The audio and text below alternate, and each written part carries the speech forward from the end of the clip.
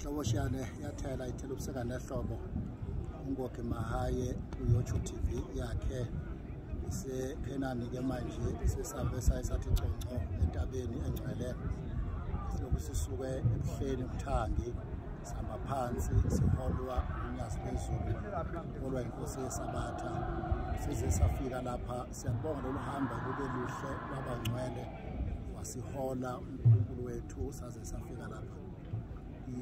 Umhlangano omkhulu lona okuwumhlangano omlando olokwaqala kusuka kumqalo wendlela waqhubeka lo mhlangano olunyuka intaba nakwilanga lamalanga waqhubeka nakunyanga yezulu waqhubeka nakuthula inkosazana.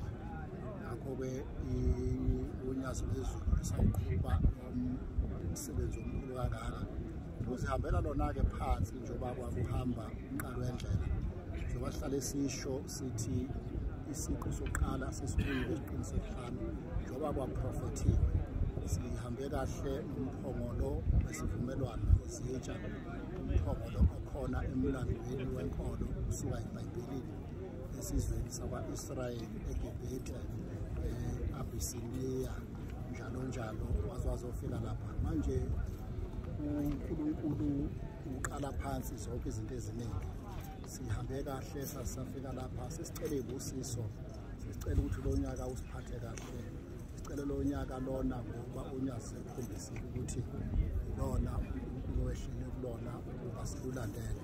Sikwenza lokhu ngenxa yokuthunywa abakithi ukuthunywa izingilosi ukuthunywa ubungcwele imanga nezimangaliso zasezulwini oluzenzayo phakathi kwethu.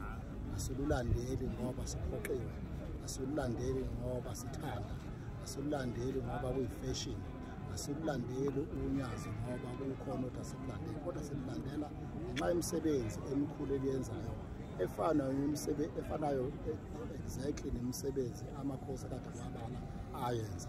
Ushembeke wangempela ubonakala kanjalo, ubonakala ngemisebenzi emikhulu ayenzayo ekhombisa uNkulunkulu osuke behlele kuyena. Siyabonga engathi-ke sisazohlala kule ntaba siphinde sehle singaphatheka kahle.